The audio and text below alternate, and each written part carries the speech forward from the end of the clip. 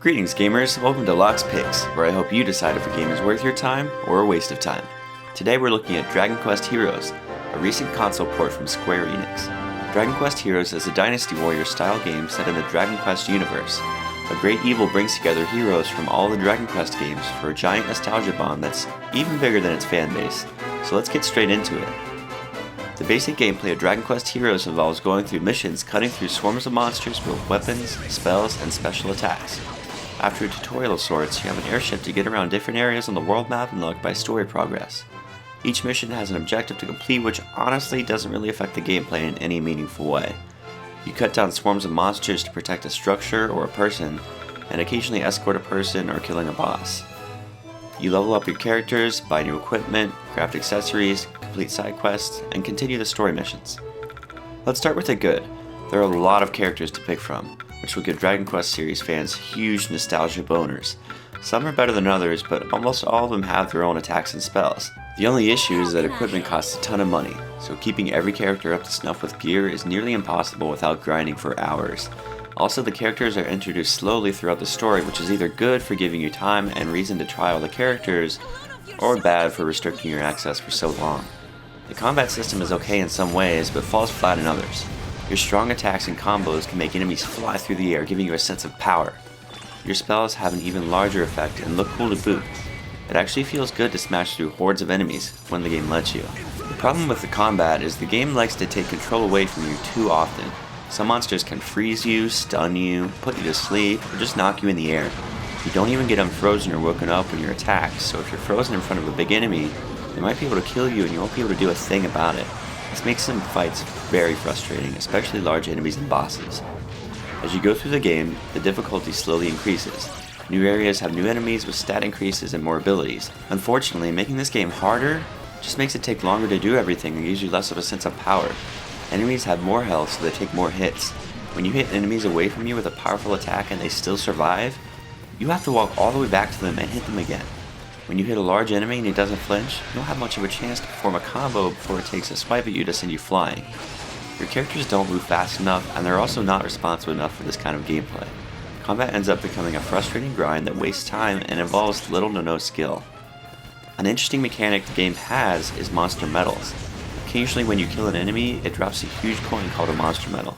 You can pick these up and use them to summon the monster that dropped it that will either cast a spell, cause an effect, or the monster itself will be summoned and literally fight for you to defend the area you summon it at. This is actually a really cool mechanic that adds some much needed depth to the gameplay. Summoning the big monsters can actually really cause some big damage and major distractions. When you level up, you get points to put in your skills. These skills range from new special attacks, improvements to attacks, to passive stat bonuses. Some of the skills are actually really cool, but it feels like it takes a long time to get them at points. The side quests consist of purposeless, grindy bullshit, such as kill X number of X monster or collect X amount of X material. Occasionally they throw in a real mission, which usually just turns out to be a copy-pasted story mission. Sometimes you get an arbitrary upgrade from the quest rewards, but normally it's a small amount of money or a crafting material. Speaking of crafting materials, this game has a shit ton of them. Way too many. The kicker is, your inventory is separated by equipment and crafting materials, with each having its own inventory limit. I have no idea why you would ever hit the equipment limit, because keeping old gear is never desirable. The material limit is ridiculous considering how many there are in the game. There is no added value to limiting the inventory in this game other than to screw over the player. There is no meaningful choice involved when you're out of material space, because you don't know which ones you might need for a quest or crafting later down the road. The game doesn't tell you which materials are actually useful until you have the quest or recipe. The thing is, some of the side quest rewards increase your inventory limit, but they came too late from my experience. I have a feeling they created an inventory limit just to have some meaningful quest rewards, but it's not meaningful at all, it's artificial. Let's look at the presentation. Dragon Quest Heroes is a bright, attractive game driven by Akira Toriyama's art style. If you've seen the Dragon Ball series, you know what I'm talking about. The visuals of this game ooze that anime feel, but in a 3D space. Everything looks bright and clean, and the visual effects look fantastic. This is one area of the game I can't fault it on. Dragon Quest fans rejoice. This game is full of music tracks from the Dragon Quest series. This complements the nostalgia strategy the game is designed to fulfill. The music is fantasy appropriate with stately orchestral scores full of trumpets, flutes, strings, and percussion. These familiar tracks drive home the Dragon Quest feeling, but also feel a bit repetitive after a while. The voice acting is just bad. It It doesn't help that the writing's bad, but everyone's voice is just ridiculous. There are awkward pauses and directionless statements constantly with random accents thrown in to boot. Let's look at some examples before we talk about the abysmal story.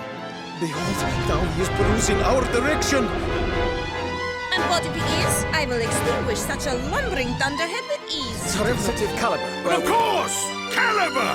Home of mages, inventors, and workers of wonder. Surely there we might find a clue as to the troubles that assail us. Good thinking, Your Majesty. Now that we have that flavor in our mouths, let's talk about the story. It's awful. The narrative is a huge cliche, and we've seen it all before. Something terrible happens to the kingdom, and the main characters are the only people in the entire world that can help. Randomly, they find heroes from the other Dragon Quest series who have been transported to this world to fulfill fan service. There's a fight between good and evil, with hardship along the way, and good wins because friendship. The narrative itself is not even the worst part. The dialogue is the worst part of the whole game. I'm not sure if it's because of the translation or the writing, but most of the cutscenes are cringeworthy to behold. The characters have one-sided personalities and usually end up saying something really awkward because of it. All the characters are tropes. The main character duo is a male obsessed with strategizing and his female counterpart that would rather rush into battle. There's a cocky swordsman, there's seductive women, the list goes on and on. Don't even take my word for it. Here's some examples. By alternating our roles, we shall be able to conserve energy and keep the enemy at bay indefinitely. Really? You're still talking. Thanks for the master plan, but if it's all the same to you, I'm going to go and batter those monsters before they get to the king. Why, you... Take a look at you, brave captain. What? Wait, that's enough! Actual prowess could be... Are you done talking like you know me? Whatever you think you know, you don't. Enough of the story, let's talk functionality. The controls are actually pretty good. Getting around is fluid, if not a bit slow. The attack animations are satisfying as well. The controls are laid out intuitively, but fair warning, I used a controller so I can't speak for the mouse and keyboard. The camera control is good, but the camera itself feels a bit too zoomed in. It can be hard to see at times because of that, and may cause some confusion.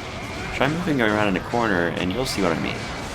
A big complaint of mine is that the game makes you wait for everything too often and for too long. Complete a quest, the game plays a little musical fanfare, and afterward has a little stamp animation. Saving your game, go through 5 dialogue options with an NPC along with waiting 10 seconds for the game to save. Confusing your heal stones, better wait through a special animation and another fanfare. Wastes of time like this are littered throughout the game, making for a very frustrating experience. When you're flying your ship base is your hub of NPCs that you deal with between every mission. This is okay, except for the fact that most of the NPCs could be replaced with a menu that doesn't require forced dialogue and waste your time with loading screens. I understand shops, but you can't even change your party or save without talking to an NPC. Overall, I can't recommend Dragon Quest Heroes to that many people. The gameplay has a certain zen to it when it decides to let you play. Most of the problems I have with this game come down to the game distracting itself from what makes it fun. Taking away from the player's control takes away from the game experience. I can slice and dice through armies for a few hours. That's fun. What isn't fun is waiting for my character to wake up while he's dying, or watching a quest complete animation for the 5th time in a row, or being forced to listen to trite dialogue during a battle. Even the battles get boring after a while because the monsters don't get harder, they just get spongier. At best, I can recommend Dragon Quest Heroes only to extreme Dragon Quest fans who also really love Dragon Warrior-esque games. Thanks for watching. I've been working on improving the quality of my videos, so let me know what you think in the comment section. If you liked what you saw, please subscribe and like the video. I hope I'm inspiring some thought about the games I review. Check the video description for my Twitter, Facebook, and Twitch. See you next time on Lock's Picks.